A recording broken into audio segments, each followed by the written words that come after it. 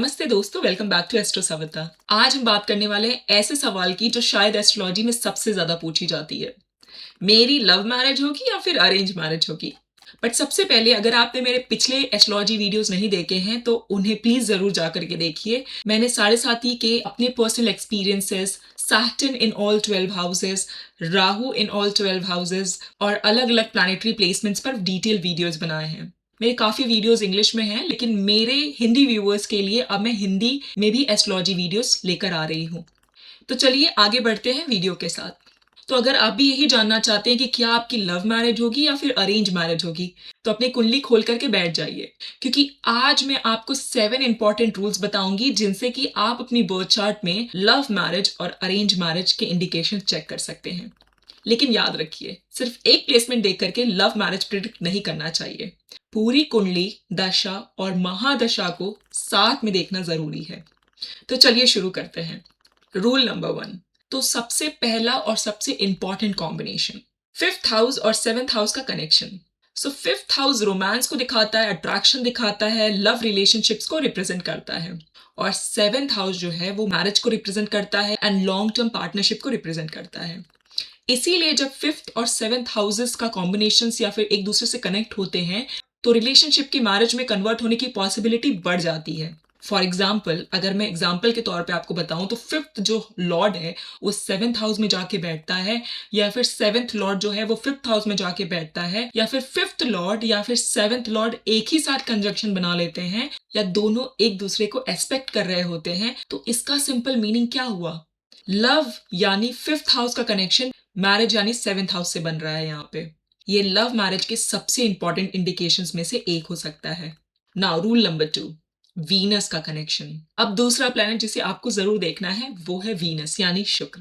Because Venus जो है वो attraction, romance, relationship and affection का नेचुरल सिग्निफिकेटर है। अगर वीनस का strong connection 5th house, 5th Lord, 7th house या 7th लॉर्ड के साथ बन रहा है तो रोमांटिक रिलेशनशिप व्यक्ति की मैरिज स्टोरी में इंपॉर्टेंट रोल प्ले कर सकता है। लेकिन सिर्फ वीनस 5th हाउस में देख करके ये मत बोल देना कि आपकी लव मैरिज ही होगी। वीनस की साइन, स्ट्रेंथ, कंजंक्शन, एस्पेक्ट और ओवरऑल चार्ट भी देखना पड़ेगा। नाउ रूल नंबर 3, राहु और अनकन्वेंशनल मैरिज। अब आते हैं राहु पर। ये बहुत इंटरेस्टिंग है बिकॉज राहु बाउंड्रीज और कन्वेंशनल पैटर्न्स को ब्रेक करने से एसोसिएट किया जाता है। इसीलिए अगर राहु का strong connection 5th house, 7th house, Venus या 7th लॉर्ड से हो जाता है तो रिलेशनशिप या मैरिज ट्रेडिशनल एक्सपेक्टेशन से अलग हो सकती है। For example, different culture, different nationality, different community, different social background, या ऐसे रिलेशनशिप जिसे इनिशियली फैमिली आसानी से एक्सेप्ट ना करे। बट याद रखिए, बहुत सारी चीजें ये भी होती हैं कि राहु इन 7th हाउस हमेशा लव मैरिज इंडिकेट नहीं करता है। ऐसा कोई फिक्स रूल नहीं है। राहु सिर्फ अनकन्वेंशनल एलिमेंट ऐड कर सकता है, बाकी चार्ट सपोर्ट करना जरूरी है। Now rule number 4, 2nd house which is family and acceptance. अब एक हाउस है जिसे लव मैरिज देखते समय लोग अक्सर भूल जाते हैं, जो कि 2nd हाउस होता है। बिकॉज 2nd हाउस सिर्फ पैसे नहीं देता, ये आपकी फैमिली और फैमिली स्ट्रक्चर को भी रिप्रेजेंट करता है। अब मान लीजिए 5th और 7th लॉर्ड कनेक्टेड है और लव मैरिज का इंडिकेशन दिख रहा है, फिर आपको देखना है कि क्या 2nd हाउस भी इस कनेक्शन में इन्वॉल्व है। एंड अगर 7th लॉर्ड का 5th या 7th से सपोर्टिव कनेक्शन बन रहा है तो रिलेशनशिप को फैमिली स्ट्रक्चर में इंटीग्रेट करने का इंडिकेशन मिल सकता है। यानी लव हुआ, मैरिज हुई, फैमिली ने इवेंचुअली एक्सेप्ट भी कर लिया। लेकिन अगर लव मैरिज कॉम्बिनेशन स्ट्रॉन्ग हो और family related factors heavily challenged हो तो रिलेशनशिप को फैमिली अप्रूवल मिलने में डिले या रेजिस्टेंस हो सकता है। इसीलिए 2nd हाउस को बिल्कुल इग्नोर मत कीजिए। Now rule number 5, arrange marriage के इंडिकेशन। अब सवाल आता है, अरेंज मैरिज कैसे देखें? अगर 7th हाउस और 7th लॉर्ड का कनेक्शन प्राइमली 2nd हाउस यानी फैमिली, ट्रेडिशनल मैरिज फैक्टर और सपोर्टिव बेनिफिट इन्फ्लुएंस से बन रहा हो, लेकिन 5th हाउस का इन्वॉल्वमेंट बहुत कम हो, तो मैरिज फैमिली इंट्रोडक्शन या अरेंज सेटअप के थ्रू होने की संभावना बढ़ सकती है।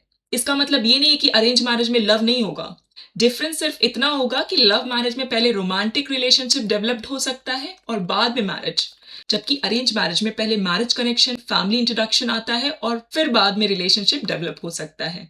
Now rule number 6, 11th house, जो कि डिजायर फुलफिलमेंट को दिखाता है।